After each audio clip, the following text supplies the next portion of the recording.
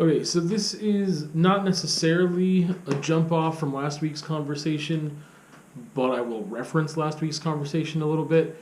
Last week I talked about how sometimes no choice can be good for you. Lack of choice can be beneficial. And I'm talking about creating new neural pathways today, not in like a super scientific way at all. It's something that I've brought up before, and those videos I'll just put at the very end that I might reference throughout here. But I was thinking about it today because the past week or so I've been way more aware of some of my choices, and that I think is just the key, just to get right to the heart of it, is being aware that you have choices and that you can only create new neural pathways, which in a way creates a lack of choice by being aware that you have a choice. So, for instance, one thing for me that I struggle with, that I've struggled with for a long time, is food, is when to eat, how much to eat, what kind to eat. That's basically it, I guess. How much, what kind, and when. Because it's one of those things that we need to do to sustain life. And you could do that in a different amount of ways. What's going to be nutritious, what's going to taste good, or what is going to satisfy me emotionally, when that shouldn't be something that you attach with food. It should be feeding your body and mind in a way that gives you benefits that are, or gives you just benefits, right? Not a detriment. But emotional benefits are different than physical benefits. You can change what gives you an emotional benefit, not a physical benefit. So I can say, you know what? Eating celery, like I'm going to get more excited about eating celery because I know that would, this is just an example, but like that would be healthier for me. But I can't say, like, because I know that celery would be healthier than other options, or vegetables of any kind may be better than eating chips and chocolate, right? Physical health, like, we're talking about facts, not opinions, that vegetables or certain fruits, other things would be healthier than eating junkier, sugary foods. Those are facts. But emotionally, for me, eating those other things gives me a certain high because I have... Part of it is that scientific stuff of just like, I have let myself... Or just like sugar can just release certain chemicals, right? We're talking about a dopamine hit or something like that. But I can, because I can't change the facts of the nutritional value of certain items, but I can change my emotional response to certain items to a degree. Instead of relying on, if I am being an emotional eater, one thing is I can try to change what gives me those emotions and still have the snack. And eventually I can also just try to change the fact of being, like, just trying to stop being an emotional eater and saying, like, that's not going to help me. And, like, I know that's not going to help me. Because logically I know that. But the thing is that if you think about a placebo, like, it will help me. It will help me because I believe it will help me. But it only helps me in a very short-term instance. It could help me relax and de-stress for a very short-term period. And then after that, everything's just going to come back because I haven't dealt with those things or learned to just exist with those things. And also, it's going to affect me negatively long-term because my physical health also is something that can give me anxiety and stress me out and cause bigger problems and complications and difficulties later. So I know when I step away from emotional eating in that moment and how that can help me de-stress, that I know all those things. But in the moment, I'm like, yeah, but this time ends up being like, how many times is this time? Like, you add that up and then you get to a place that's not good, right? And that it all adds up. So,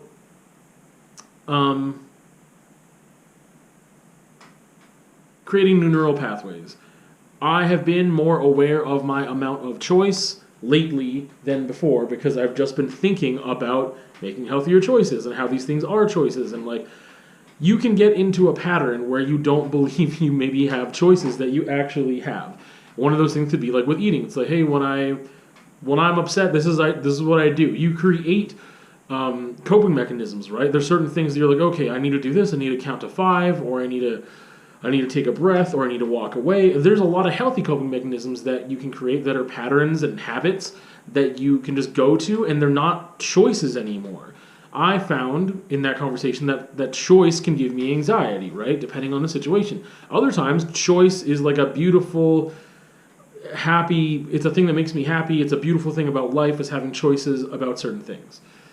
So I don't want to just take choice off the table completely, but there's some scenarios where it's more appropriate than others and where it's more beneficial than detrimental. So here, I recognize I have a lot of choice. So there's times where like I am maybe feeling some anxiety later in the evening. I've already eaten supper. I'm not hungry, but I might have a certain response in my body because if I'm feeling stress, it might be just so tied to, oh, when we feel this feeling, we do this thing. And my body starts to respond to that. That is one of those things. You can create a new neural pathway. You can make choices often enough in succession and close together enough that you will train yourself to respond differently to that stress. I'm feeling stress. Okay, I can do this. Let me do this set of things rather than before when it was over here. I'm feeling stress. These are the things I could do that might be negative coping mechanisms, right? Whether it be eating or alcohol or isolating yourself. I don't know. There's all those things, but you can just shift that with making the choice over here enough times. You can shift that whole thing over here so this becomes more natural, and then it becomes kind of lack of choice. You're not choosing between these things. Because right now, my logic tells me I have all these choices that I can make. This is a very visual thing. If you're listening on the podcast, sorry. It's a very visual thing that I'm doing right now with my hands. But you've got all these choices from this pole to this pole, negative coping mechanisms to positive ones, and if the negative coping mechanisms are recognized as negative and not great for you, then you are aware. So you're aware that you're not doing something good. That can compound the anxiety and stress and cause you to delve into those negative coping mechanisms more, which I've talked about. And again, at the end of the video, I'll link to those relevant conversations. But then you're aware of it. You're aware that you should be making a different choice. So then you have all of this is a choice. If you make... Again, if you're not aware of it, you have a lack of choice. If you're not aware of it, you'll just keep doing this thing over here and you won't feel as bad.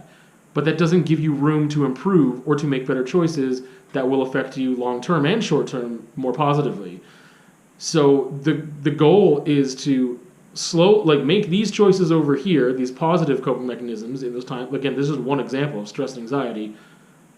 And you will slowly move this meter of what your pattern is to this side by making those choices just on a daily basis. Just like when you recognize that there's a choice because you're aware of what you're doing, you can move that over here. And when you're over here, you're not, after a certain period of time, you're not thinking, oh, I have all this choice. I can go and swing all the way back to the negative, because why would you do that? If you are in this mode already, and this habit and this pattern where you've established neural connections of like, stress, okay, toolkit, what do? I can do these things, this is appropriate for the situation, like those choices just get made so much faster where they become almost like non-choices, because you're not thinking about, oh, I could do all this other crappy stuff too, that's like immediate satisfaction, but actually negatively impacting me and my health. So I've just recognized more lately, I'm having those moments of choices more, and it sucks because like, I mean, it's a good thing, but it also is difficult to deal with when you're like, I know that I should be doing this other thing, but I'm going to make the wrong choice right now. And then you're just reinforcing that pattern. One way that I would also relay that to you through an example is like if you sprayed water or spray paint at like a wall, or just spraying a liquid. I think it'd even be better if it was spray paint, something thick spray paint. Good spray paint, at a wall, close range, and you're making it drip. You might get like 4 or 5 different whatever drips going down, paths. And you keep hitting that same spot with even the same amount of pressure, it's not necessarily going to go outside of that. Like it's going to keep going and reinforcing those specific drips. Like there might have been like one or two, whatever. It's choosing the ones that have been built up the most, and it's not going to go off of that. It's only going to go off of those paths if you shift the can a little bit. And then a lot of them still might go into those other drips, but you might have over here on this side one new drip. You can keep shifting the can just a little bit because it's really difficult. If you just shift it all the way over here, it's just, you can create something new in that one moment. And then if you spray again over here, again, this is way more comfortable. It's following those drips. That's just the example that I could pull out right now because I'm staring at a wall with drips on it. But yeah, it's those small little shifts, those small little decisions that you can make, but you have to be aware that they're choices, and you have to wrestle with that a bit sometimes. But if you can make that correct choice in that moment repeatedly, it will become easier. You are creating new synapses, you are rewiring things in your brainium, creating new neural pathways, and leaving other ones behind as much as possible so that they seem like a non-choice at a certain point. Recognizing that you have a choice, that you actually can make a choice, that you don't have to do this thing that you've been doing just because it is comfortable, right? Go to the uncomfortable as much as possible, and that will soon become comfortable. And that's one of those things that happens in a negative way all the time. That's really easy, right? Is like, it's amazing what we can get used to. If you can get used to really negative things and things that impact you poorly, whether it be someone else's behavior towards you that you just get used to and you allow, or your behavior towards yourself. And you create certain habits that over time you realize, oh, how did I get to this place? Oh, it's because I did it little by little. But you can do that in the opposite direction too. So anyway, I'm just more aware of my choices that I have in front of me, and that I can make better choices, and then they will be easier to follow through on and make that better choice over time, because it will seem like less of a choice because I've done it so much. It's just what we do.